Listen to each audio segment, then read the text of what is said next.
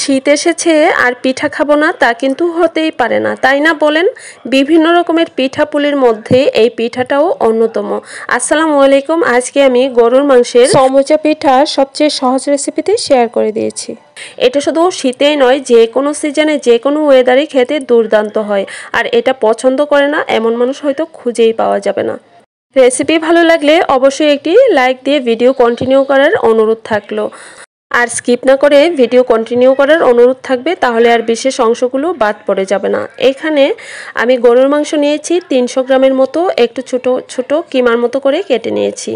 এবারে মশলাগুলো অ্যাড করে দিব। তার আগে বলে নিচ্ছি আমি কুকারে রান্না করছি, তাহলে সময়টা খুবই কম লাগবে। আপনারা যে কোনো পাতিলেই করতে পারেন। আদা পেস্ট দিলাম 2 টেবিল চামচ, পেঁয়াজ পেস্ট 2 টেবিল চামচ, 1 টেবিল চামচ হচ্ছে রসুন পেস্ট। এবারে দিয়ে দিব অল্প অল্প কিছু মশলা। হাফ চামচ হলুদ গুঁড়ো দিয়ে দিলাম, আর দিয়ে দিব হাফ চামচের কিছুটা বেশি মরিচ গুঁড়ো।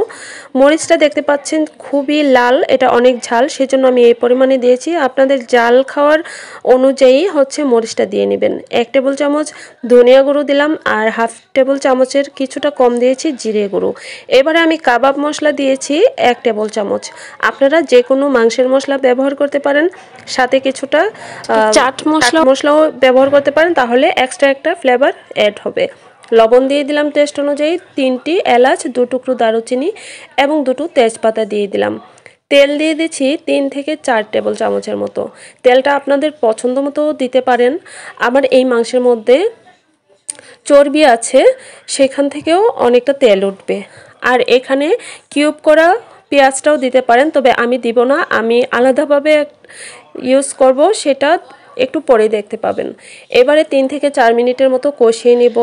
আর এখন আমি চুলাটা ধরিয়ে দিলাম। এতক্ষণ আমি ম্যারিনেশন করে নিয়েছি, আর এই ম্যারিনেটের কাজটা হাতেও করতে পারেন, তাহলে আরও ভালো হয়। তো আমি স্প্যাচুলা দিয়ে করে নিয়েছি। এবারে এটা কষানো হতে হতে আমি পাশের চুলায় অন্য একটা প্যানে কিছুটা তেল দিয়েছি, আর এখানে 2টো আলু আমি এভাবে কিউব করে কেটে নিয়েছি, কারণ আলু না হলে যেন জমেই না। তো আপনাদের পছন্দ হলে দিবেন, পছন্দ না হলে আলু ছাড়াও করতে পারেন। 1 কাপ পেঁয়াজ কুচি দিয়েছি, আর এখানে 3টি ছোট সাইজের রসুন আমি করে দিয়ে দিলাম। এখানে বড় রসুনটাও ব্যবহার করতে পারেন। আর লবণ দিয়েছি খুবই অল্প পরিমাণে, যেহেতু মাংসের সঙ্গেও আছে।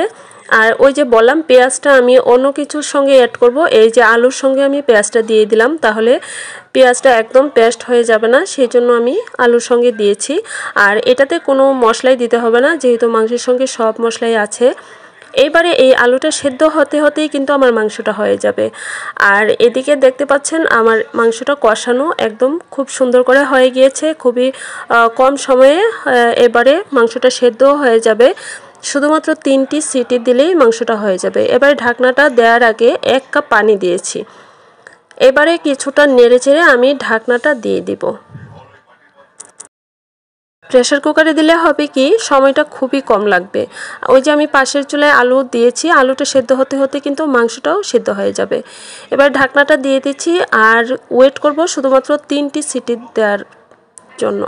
তো 3টি সিটি যখন দেওয়া হবে, তখন কিন্তু আপনাদের একটা ট্রিক্স বলে দেই, যারা প্রেসার কুকারে নতুন রান্না করবেন তাদের জন্য বলছি, 10 মিনিট পর হচ্ছে এইভাবে একটা চামচ বা নাইফ দিয়ে ভেতরের যে ভাবটা আছে সেটা যতক্ষণ না বের হয়ে শেষ হয়ে যাচ্ছে ততক্ষণ এইভাবে ধরে রাখবেন ক্যাপটাতে, তারপরে হচ্ছে ঢাকনাটা খুলবেন। তো আমার যেহেতু হাতে সময় কম, আমি সাথে সাথেই করে নিচ্ছি, মানে ঢাকনাটা খুলে নিলাম। এবং দেখতে পাচ্ছেন খুব সুন্দরভাবে মাশাআল্লাহ মাংসটা হয়ে গিয়েছে, আর কতটা তেল ছেড়েছে। এবারে আমি একটু নেড়েচেড়ে দিচ্ছি। চুলাটা কিন্তু এখনও অফ আছে। তো এবারে আমি চামচ দিয়ে দেখে নিচ্ছি যে সেদ্ধ হয়েছে কিনা। দেখতে পাচ্ছেন আমার কিন্তু এটা 3 থেকে 4 মিনিটের মতো মাত্র সময় লেগেছে মাংসটা সেদ্ধ হতে, যেহেতু মাংসের পরিমাণ কম সেজন্য খুব তাড়াতাড়ি হয়ে গিয়েছে। আর এই পাশে দেখেন মাংসটা হতে হতে আলুটাও সেদ্ধ হয়ে গিয়েছে। দেখতে পাচ্ছেন খুব সুন্দর করে আলুটা সেদ্ধ হয়ে গিয়েছে। এবারে আমি মাংসটা আলুর সঙ্গে অ্যাড করে নেব। আর দেখেন অনেকটা তেল ওঠার কারণে আপনারা চাইলে তেলটা না দিয়ে তেলটা অন্য খাবারের সঙ্গে ব্যবহার করতে পারেন, আবার চাইলে পুরোটা ভাজির সঙ্গে দিয়ে দিতে পারেন। তো আমি সবটা দিয়ে দিব। এই যে এক্সট্রা তেলটা আছে সেটা চাইলে আপনারা এভাবে আলাদা করে রেখে দিতে পারেন এবং অন্য যে কোনো খাবারের সঙ্গে সেটা ব্যবহার করতে পারেন।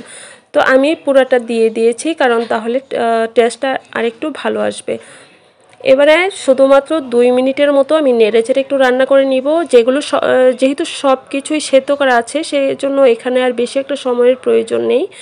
তো দেখতে পাচ্ছেন আমার ভাজিটা কিন্তু কমপ্লিট হয়ে গিয়েছে এবং মাশাআল্লাহ কতটা লোভনীয় হয়েছে। আর রুটি করার জন্য যে কাইটা করা হয়, রুটির ডোটা করা হয়, সেটা আমি আপনাদের সঙ্গে শেয়ার করলাম না, কারণ তাহলে ভিডিওটা আরেকটু লম্বা হয়ে যাবে। লম্বা ভিডিও তো আপনারা আবার দেখতে বোরিং ফিল করেন, সেই জন্য আসলে আমি ওই অংশটা স্কিপ করেছি। তো এবারে আমি মাংসর রুটি করার পরে যে পিঠার যে সাজ আছে, সাজ দিয়ে কেটে নিয়েছি, দেখতে পাচ্ছেন। আপনারা চাইলে হাতেও করতে পারেন, তবে সাজ দিয়ে করলে দেখতে ভালো লাগবে। এবারে প্যানের যখন তেলটা মোটামুটি গরম হয়েছে, মানে মিডিয়াম যখন গরম হয়েছে, তখনই কিন্তু পিঠাটা দিতে হবে। যদি অতিরিক্ত গরম করে দেন তাহলে কিন্তু ভেতরে হওয়ার আগেই উপরটা অনেক বেশি কালার চলে আসবে।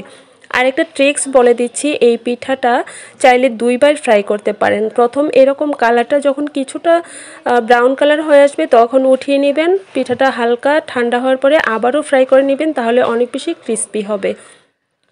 তো দেখেন খুবই অল্প সময়ে আমার পিঠাটা হয়ে গিয়েছে, আর আলহামদুলিল্লাহ অনেক বেশি টেস্টি হয়েছে। যদি ভিডিওটি ভালো লেগে থাকে অবশ্যই একটি লাইক করে দিবেন এবং শেয়ার করে দিবেন ফ্রেন্ডস অ্যান্ড ফ্যামিলির সঙ্গে।